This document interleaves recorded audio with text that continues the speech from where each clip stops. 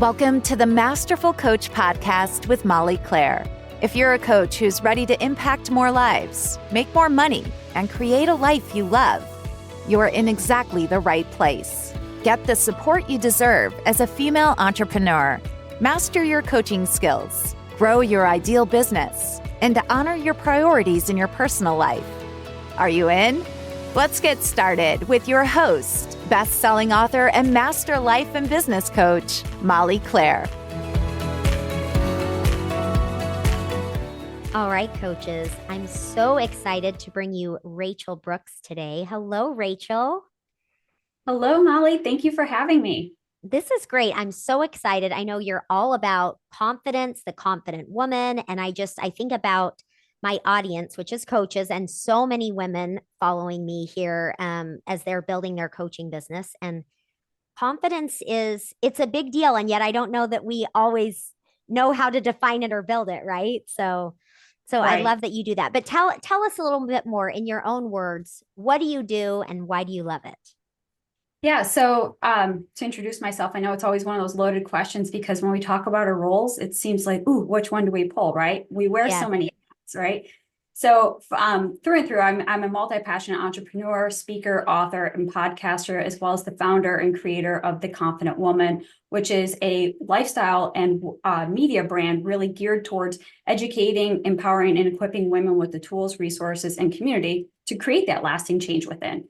So for us to really become more confident, it's not just about the dabbling of things. It's about bringing everything in that we have learned, but more so of what we've experienced in life, and start sifting and sorting through that to realize what is serving us in this present moment so we can continue this journey on. Yeah.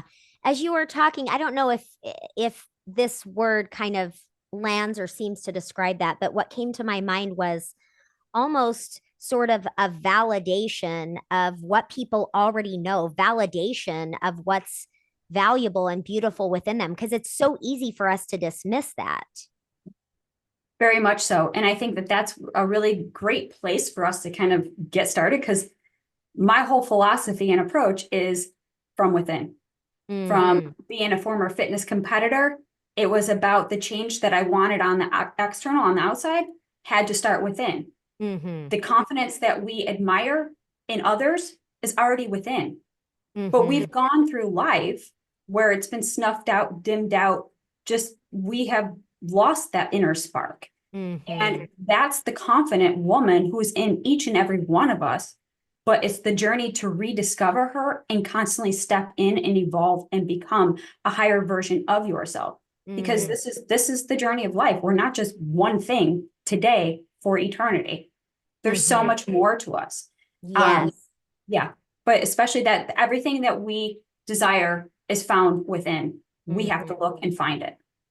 Yes. And, as all of you are listening, I think it would be great to think about, where are you maybe noticing a little bit of lack of confidence or just ways you'd like to feel stronger and more capable, and bring that lens to this conversation as you listen, because I think there's going to be just so many great things to support that. And one thing that came to mind as you were talking is this idea that when we see an acorn, a small acorn, right, it has everything it needs to be this beautiful tree. And it really is such a great analogy of this idea, right? Very much. And also akin to the butterfly story, right? Yes. So we've all heard of that. And if we haven't, it's the parable of the caterpillar, goes through his whole metamorphosis. And when it was time to come through the cocoon, there was a man that saw the struggle, and he clipped the end of the cocoon to help the butterfly escape. But what the man didn't realize in his haste and hurry to help this poor little creature was that the butterfly needed to squeeze through that tiny hole, because it pushes the pressure to put the fluid in its wings, so then it can come out and fly away. But unfortunately, the man in his helping, the butterfly had withered away because it didn't have the strength that it needed to soar. So it's the same concept, because all of this is embedded in us. But through life, through our own beliefs, through the wears and tears, the dents and dings that we've all endured in life, that it's it's shaped us, right? You know, when we talk about like trauma and drama and our past and this, you know, pressures and societal norms and the peers and all that stuff, that it always feels like we're on the defense of how we should be instead of who we are and could be, because that potential is already within. Yeah. And I think, isn't it ironic that we can have this belief that because we struggled or because we didn't have this or that, you know, we're somehow damaged or less than, but that's exactly what it's all the makings of the greatness coming out in us. So it's almost like we could have the complete opposite framework that we potentially have, right? Exactly. And when you've gone through so much and you've gone through, you know, again, the analogies and, you know, from the darkness to the light, you're able to see the world and others from both sides of the spectrum. And that is a unique gift that you get to bring into this world, because not everybody gets to have that experience. So we can look at it and say, well, all this bad stuff happened to me. And, you know, sure, yes, it did. And there's horrific things and there's maybe not so many horrific things, but the reality of that is it is shaping you into the person you have the potential to become. But the potential is how you choose, because we can look at life and saying, well, this happened to me, therefore, you know, fill in the blank. We got these excuses. These are the beliefs that we're telling ourselves. And so when we hold true to those beliefs, they become a part of our identity and everything in between. So when we have that strong connection from belief to identity, guess what? We keep showing up as that individual. And we wonder why it's so easy for other people. Why does that woman have confidence? Why does that woman do all the things that I aspire to be and have and do? So we start asking those questions, and those narratives play a role on how we start showing up in life, how we start showing up in business, how we start showing up in our relationships.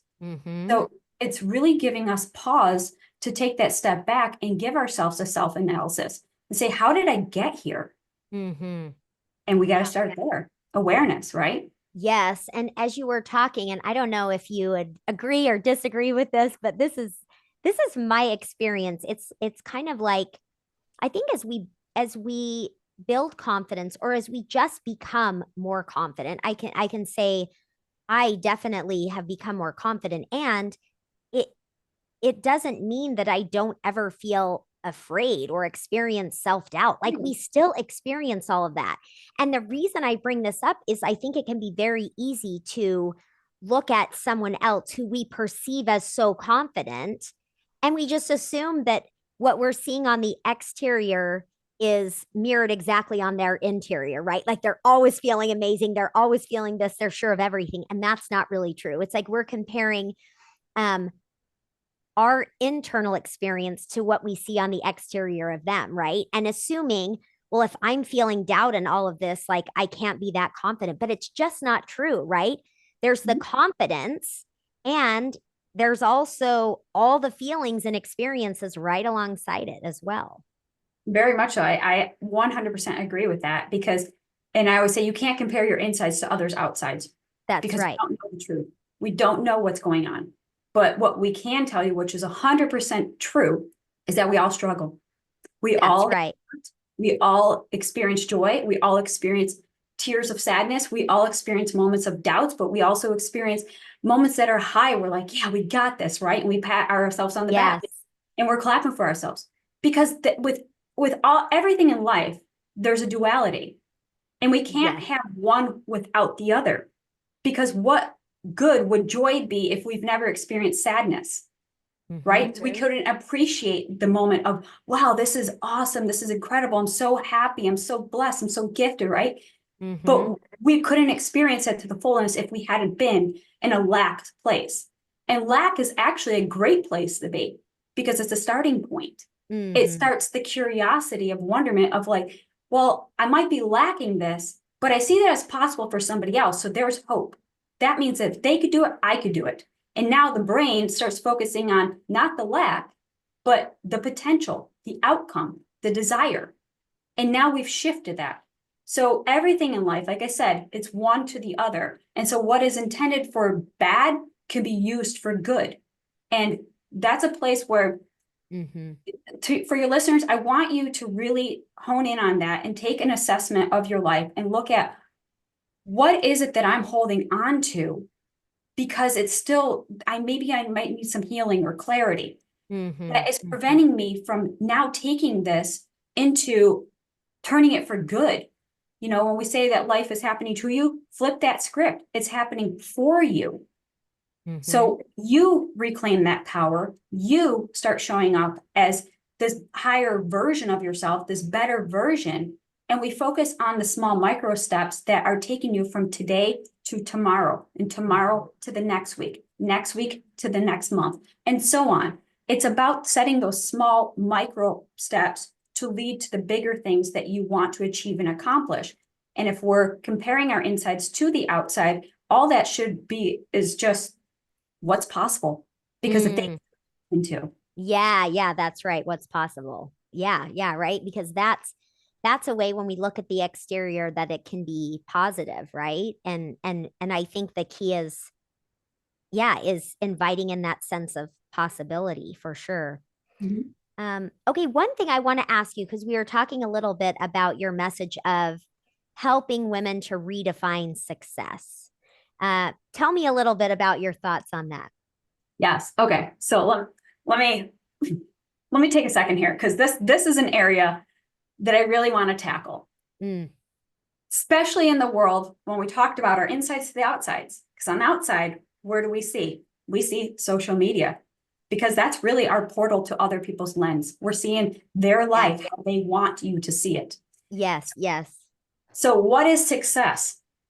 By worldly standards, the money, the power, the accolades, the titles, the achievements, all the go-getters. That's what we're doing. And if we're not sleeping, then somebody else is working twice as hard to go steal your dream, kind of stuff, right? Listen, that's BS, because your dream is only your dream.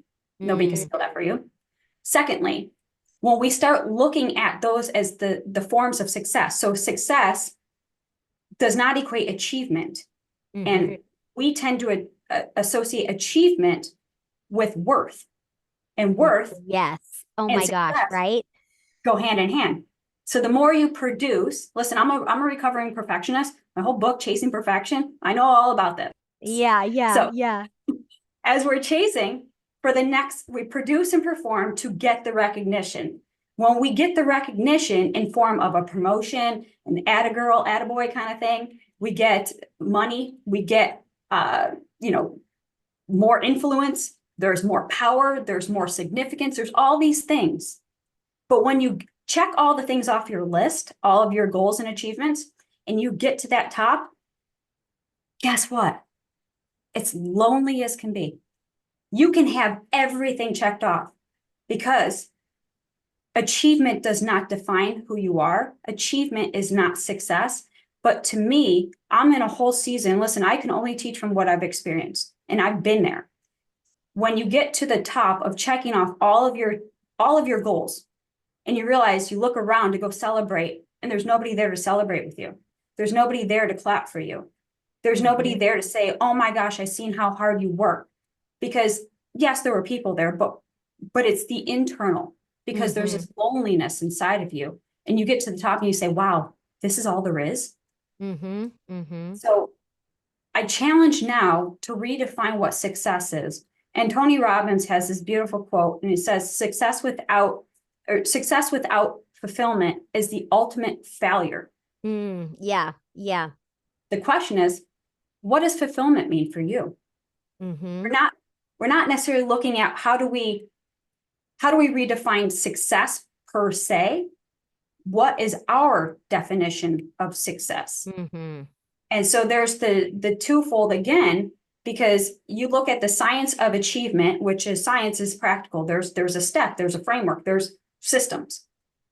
And fulfillment is an art, because it's all subjective to the beholder of who and what that means to them. So it's all about fulfillment, but how I define success is completely different than how you might define success and the next person. But the beautiful thing is that when you start owning who you are and how you define fulfillment, you start living in alignment with that purpose and calling. because purpose meaning calling, that's words for fulfillment.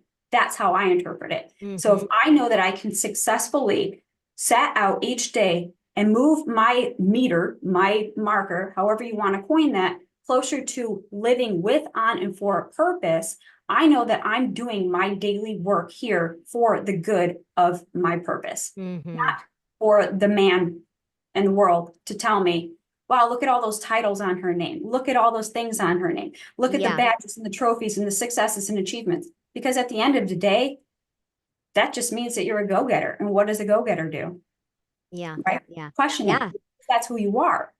So it ultimately comes back to how you identify with yourself. Who do you say you are? Right? So, and one of the things, one of the things that as you're talking, it's like, you know, when I'm training coaches to be more effective with their clients, the first thing we do, and especially as they're, you know, building their business, is we first look at, who are you? What are your values? What are your priorities? Why are you even here doing this business to begin with, right? Because I've seen this so many times in working with coaches, like over the last 10 years, like a client comes to me and why is their business not working? Because they're trying to build someone else's business. They're trying to build someone else's measure of success. And so it's like, I feel like it can be easy for us to, you know, rush and try to like build this great business.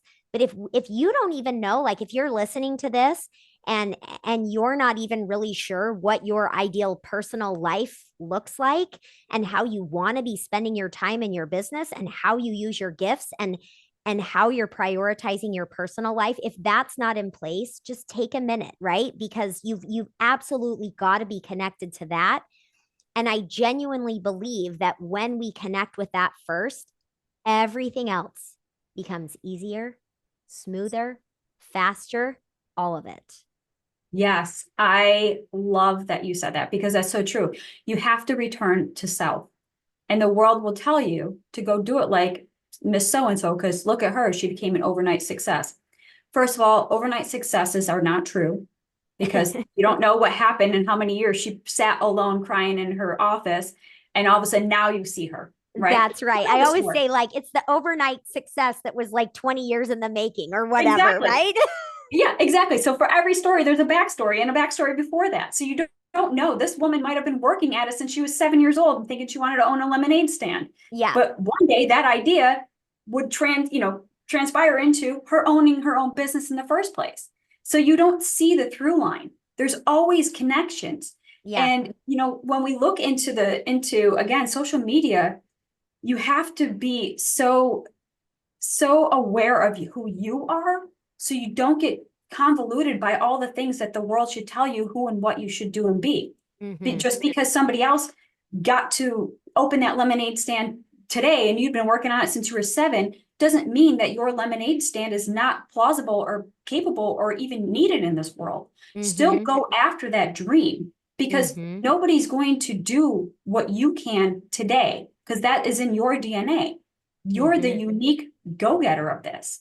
So the whole comparison thing can really what's it do? It robs, steals, and kills your dreams. And what is that? That is not from a place of love, intention, and purpose, which is who we are. So, it ultimately comes back again, who you are, and knowing that you were created with, on, and for a purpose gives you that power to own everything that's within you and bring that to the world. Because that's the gift and the spark that the whole world is waiting to see. And that's your contribution to this world, not the world contributing to you. You got that backwards. And I think that, as you're talking I keep thinking about what you brought up a few minutes ago, this idea that we tie so much of our worth to achievement. And I think what's interesting is it kind of makes sense that our brains do that and think that that's the case, because in truth, when each of you think about this, so you're here listening to this, and I want you to think about the times that you know that you are of worth. You feel connected to your purpose and who you are, and you feel settled in it.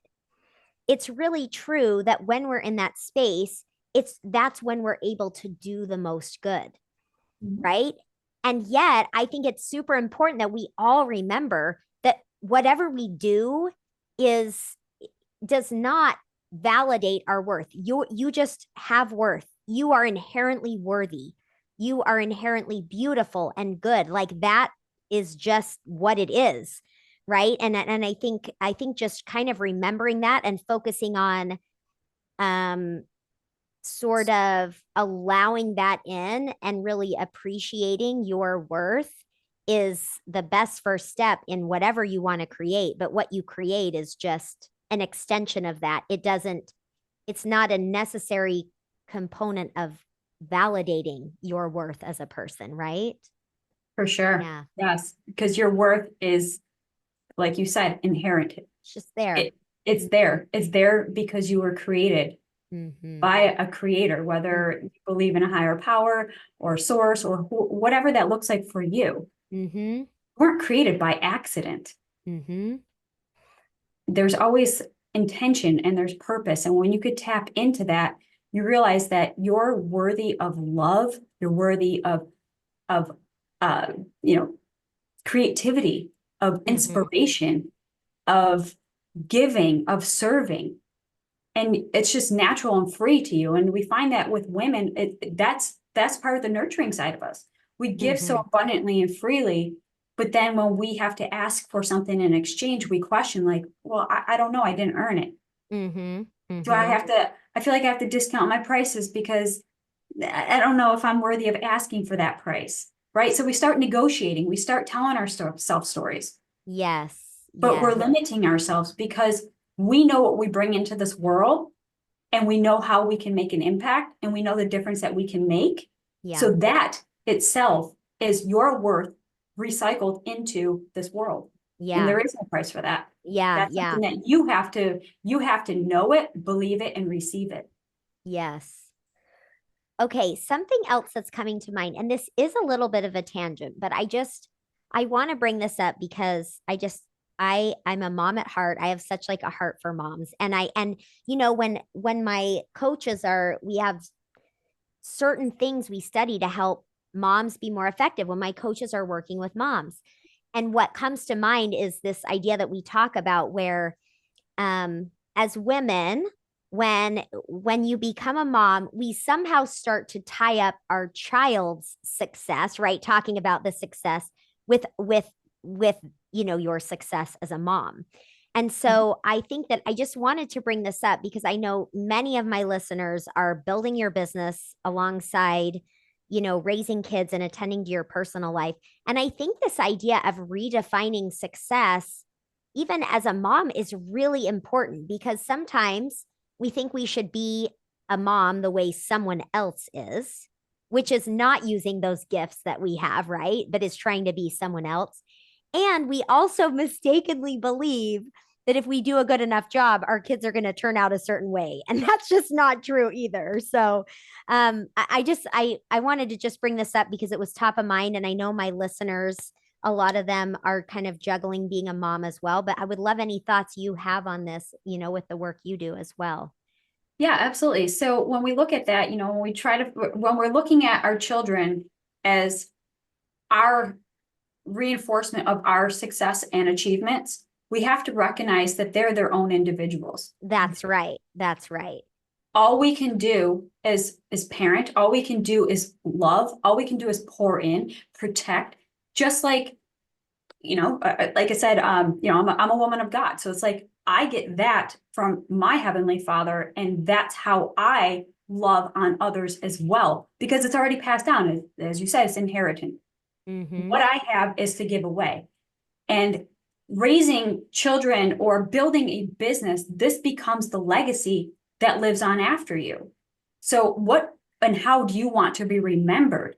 Not by your children's achievements, just like I don't want to be remembered by my business's achievements. I want to know about the impact and the legacy that the work that is coming through me is leaving an imprint and impact on other people's lives. The same with the children, right?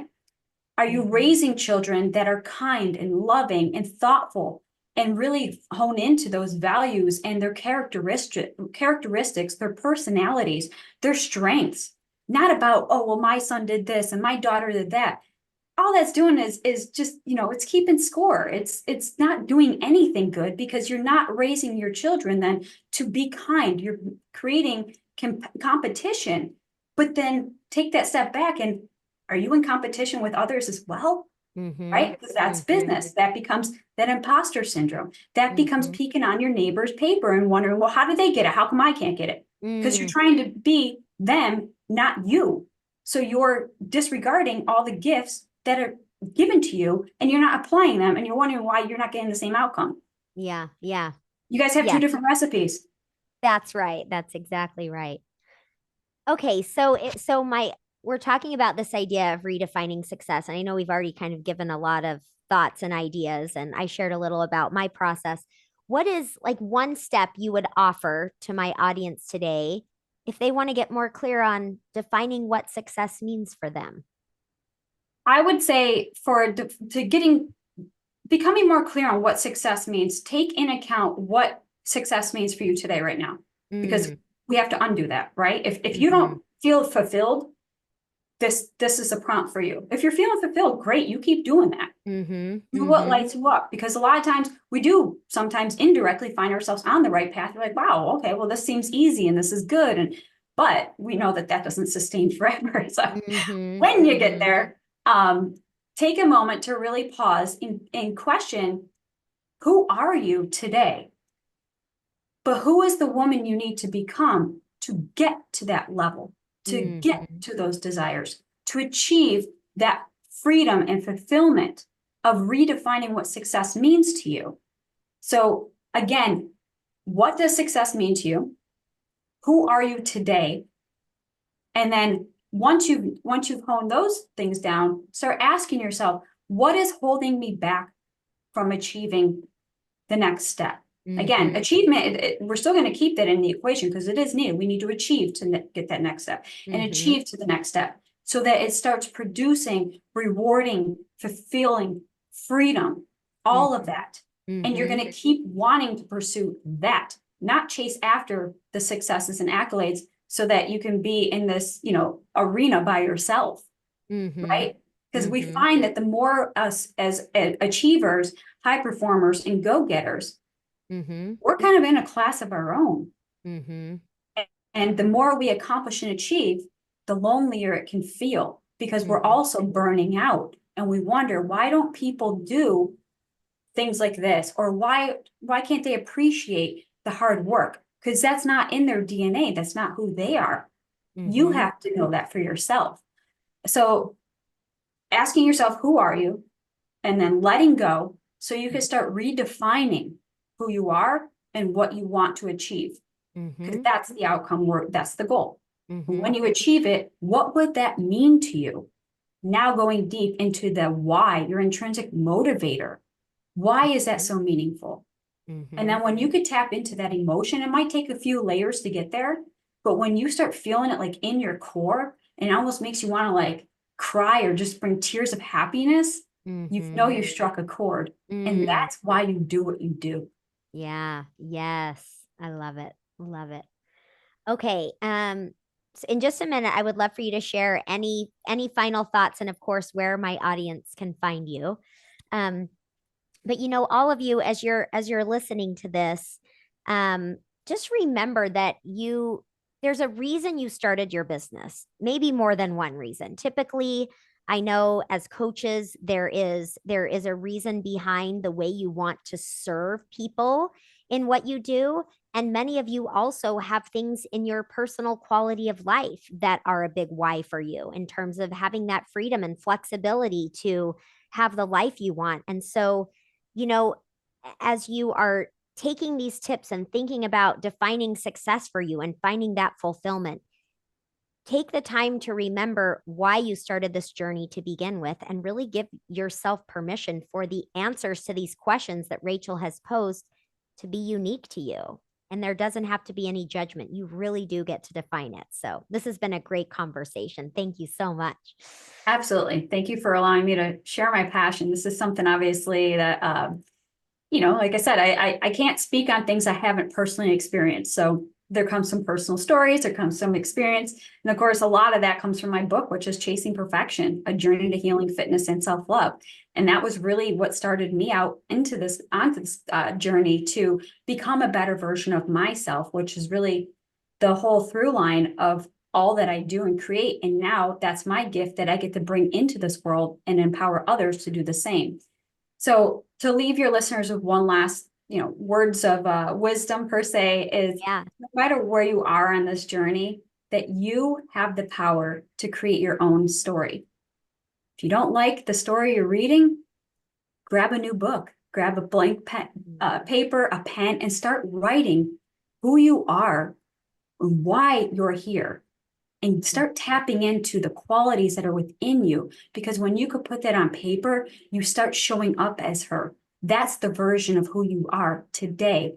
And that will lead you in the direction of who you need to become to live this quality of life with, on, and for a purpose. And that is fulfillment. Fulfillment is freedom to just be.